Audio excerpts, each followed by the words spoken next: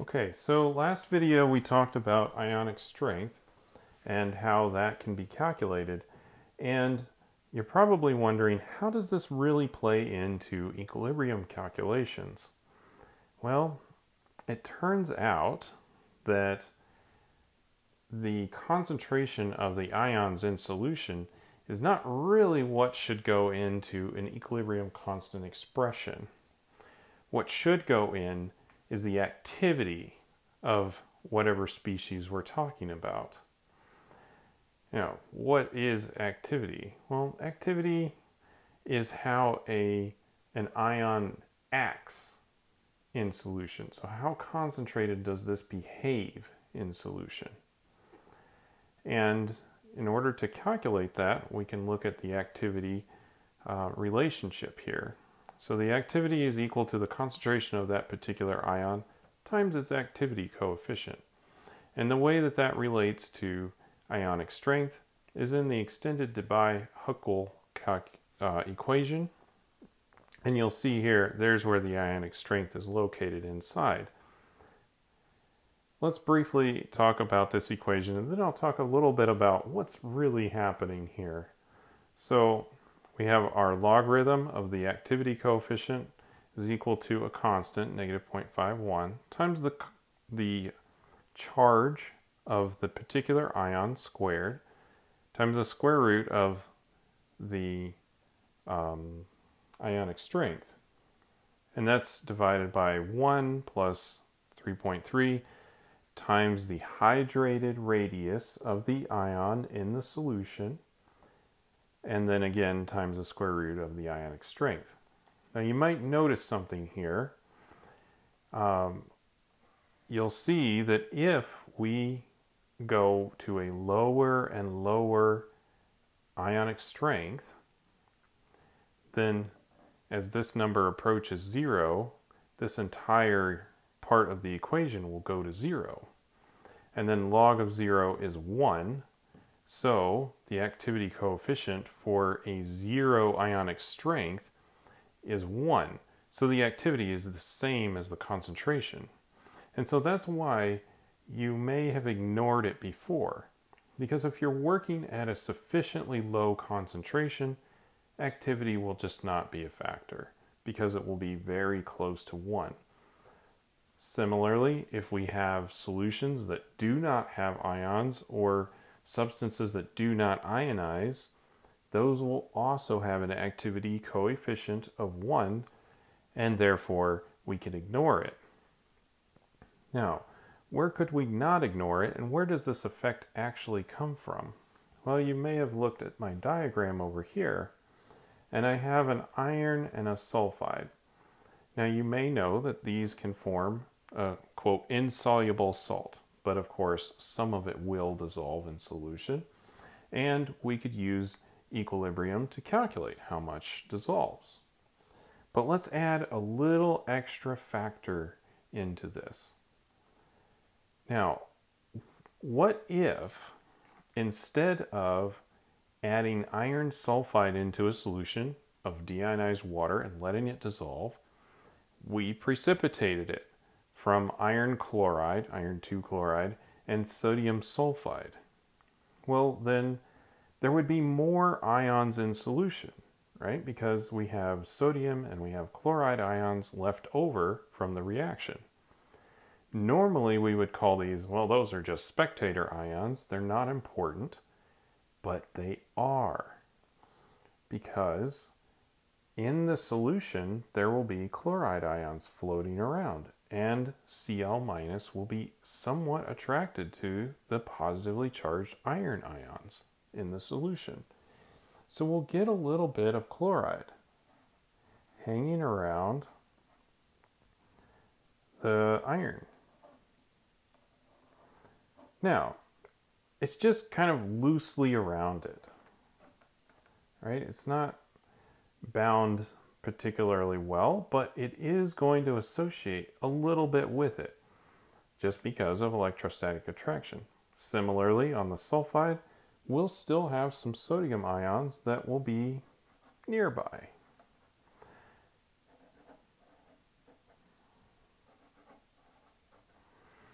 Now, I've drawn this cloud or ionic atmosphere around each of the ions, and that's to indicate where these other ions that are making up the ionic strength of the solution, that's going to primarily come from the sodium and the chloride, because those are the ions that are going to have the greatest concentration in the solution. What that does is there's a force that's going to exist, the electrostatic attraction between the iron and the sulfur.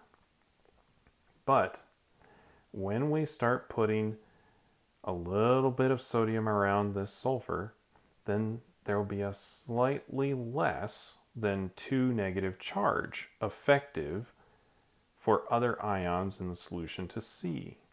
Similarly over here with the iron, we have a 2+ charge here, and this could be any particularly charged ion. It doesn't matter that these are both +2 or -2. Any charge, this will be a factor. Well, anyway, this will reduce the effective charge that the sulfur sees. And so there'll be a little bit less attraction between these two ions, as in the ionic strength or the other ions in solution will stabilize these two being apart from each other. Activity seeks to account for that factor.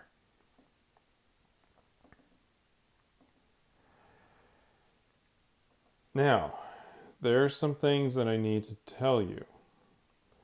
This particular formula for calculating the activity coefficients is something where it really is, these constants are made for it being at 25 degrees Celsius. This constant right here is made for the hydrated radius to be in nanometers. And it really only works well if the ionic strength of the solution is less than 0.1 molar. So let me write down a few of those things here.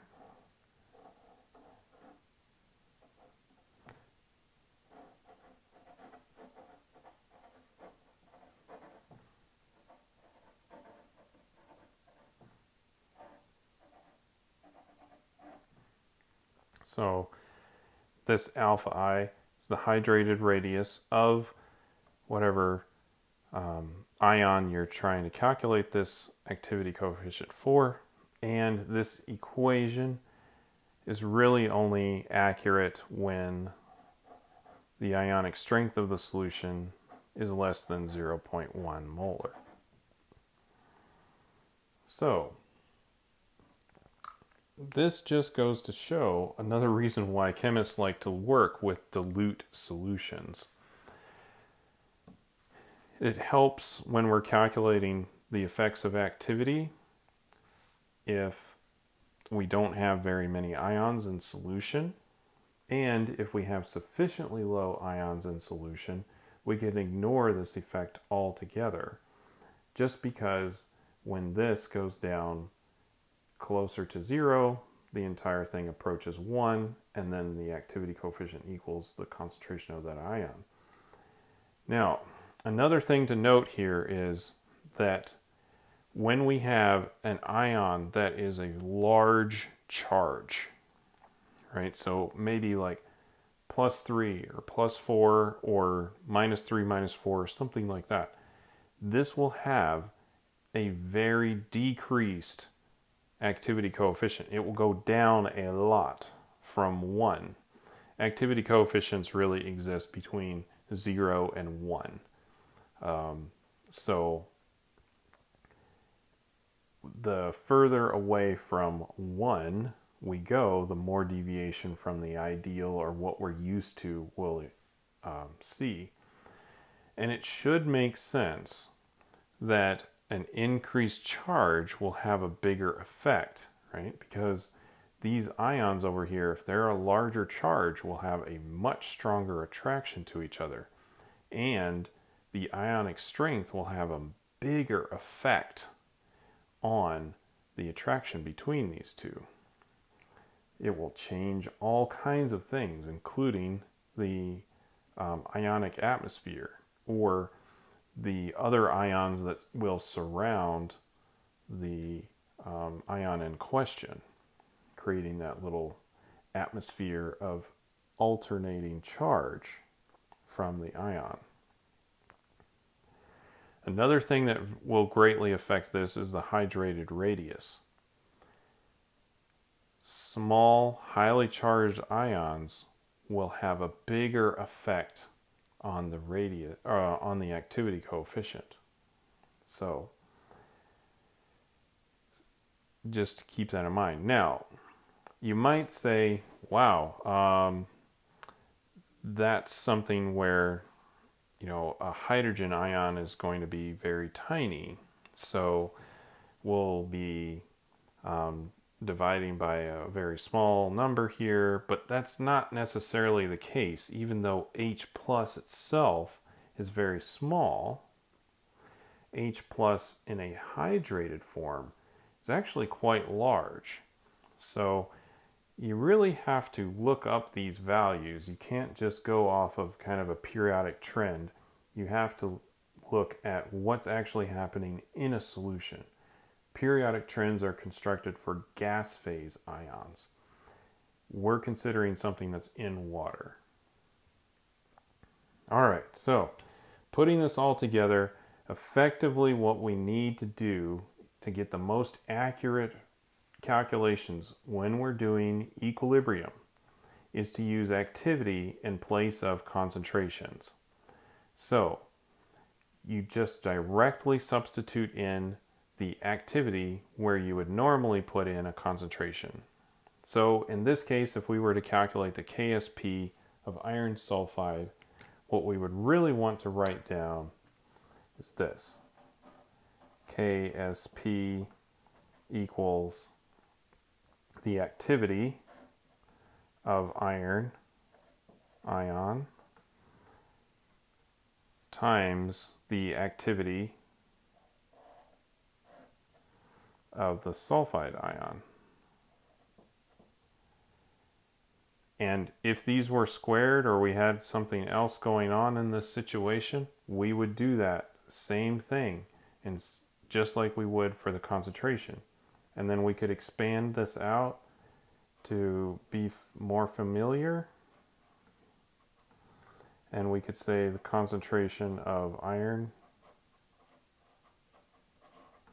times the activity coefficient times concentration of sulfide times the activity coefficient of sulfide. So this is what the KSP should really look like, instead of just concentration of iron 2 times concentration of sulfide. We should include the activity coefficients in there as well.